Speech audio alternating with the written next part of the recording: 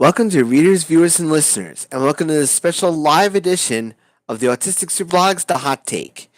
This one is going to be a little bit different. Usually during these versions of the Hot Take, I usually have something off the top of my head. I have a topic that I like to go into, and I like to let people know what's going on about a hot topic. And gosh, there's a lot to talk about, the world, especially in the world today. But this one's gonna be a little bit different. I do have a script for this one, but it's something that is going to pertain very greatly when it comes to the episode to this episode. Um, as you may know from the title, I am part of the ARC Mid Hudson. I'm not just stating. All of us have things that we're good at, things that we're not so good at, things that we're great at, things we need help with, myself included. This new thing that the Art Hudson's working on is a series called "What's Your Ability." Like I said before, we all have abilities of our own. Mine just happens to be not just a self advocate for the Art Hudson, but also I'm also a poet. I'm also an advocate. I'm also a writer. I'm also a blogger, obviously. But what I want to just touch on are some questions that I was given by a friend of mine who wanted me to participate in this, and this is my way of sharing the answers with all you with you two readers, viewers, and listeners. Now, here's I'll just read the questions to you guys, and I'll just give you my answers, okay? I was asked how old I was when I realized my passion for poetry. Well, my passion for poetry came about when I was around 12 years old, like around elementary school, when my late grandfather passed away. Um, I was always reading and I always knew big words and I was always into game shows, obviously. I mean, I still am now.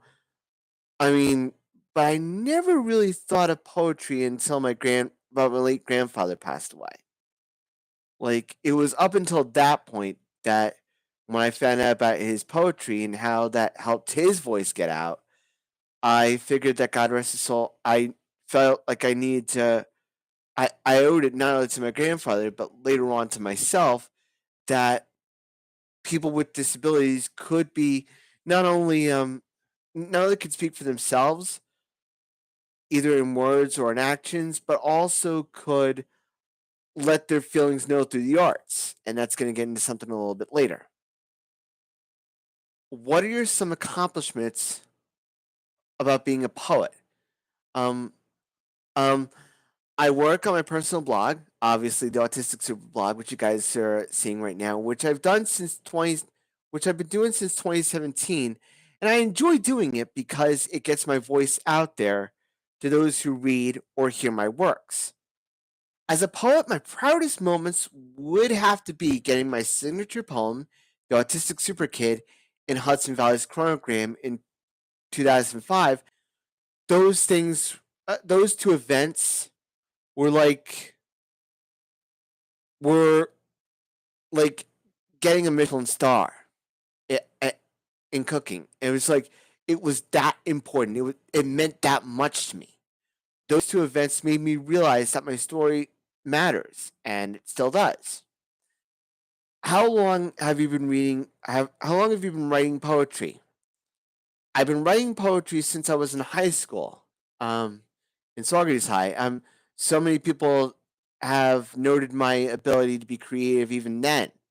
I mean, I was I was creative and I was really awesome even then, and it's something that I consider a bit of a hallmark for me when it comes to who I am, not only as an advocate but also as a poet as well.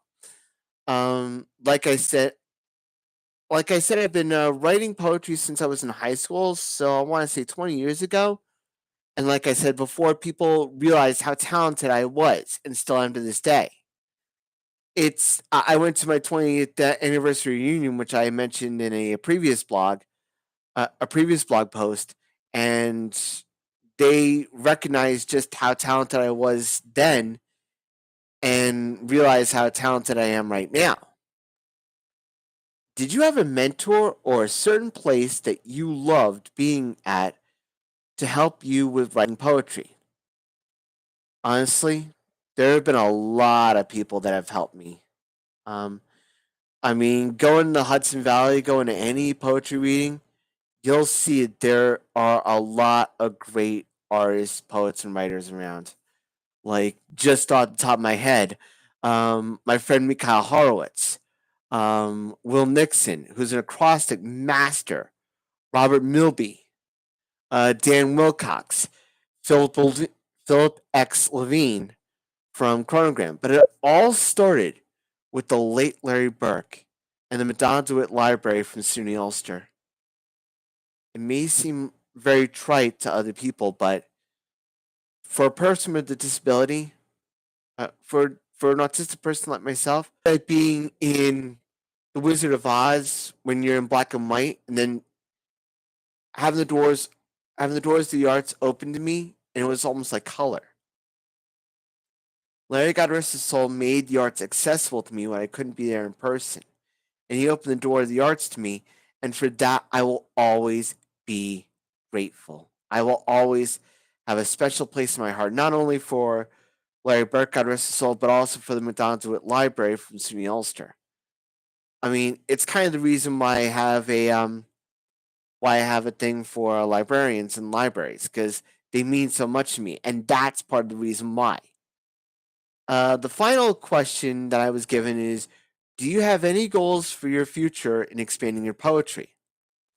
I've been recording my work on SoundCloud. Like I've been recording some of my older poems that I posted on Facebook, and I've been recording them on SoundCloud, which you can see in the chat, which you can see in the links that I have that I have around. But as far as expanding my poetry, I'm planning my second book, hopefully hopefully next to many. But at the moment, like I said, I'm recording my poems from an audio perspective to help others hear my work in my voice and in a new way. I just feel like when it comes to something like that, um, it's important to have your voice, but it's also important to be accessible to other people. I mean, you can write down an entire novel on a piece of paper. Are if people are blind, they're not going to be able to read it. Um, so in order for people to understand what you're feeling with, you just have to hear it and read it for yourself. Or um, one of the poetry always have a piece called "Poetry Packed Out," which in turn is kind of like an explication, kind of you taking you not just in the story, but to get inside my head to understand why the story exists, why the story is so, why it's so meaningful, why the poem is as strong as it is, or maybe not so strong. That's up for the reader to decide or the listener. But I just want to give these ideas out there to kind of explain not only my ability as a self advocate, but I am an advocate. I'm a self advocate, no question about that.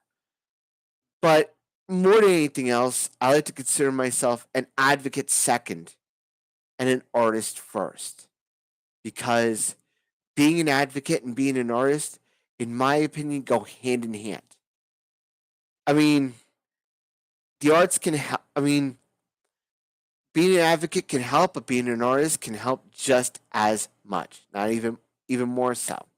So if you like these videos, check me out on YouTube, of course, and you can check me out on Instagram as well, and you can check out all my videos on the Autistic SuperBlog.wordpress.com. Stay safe, stay strong, be safe out there, and as always, shine on.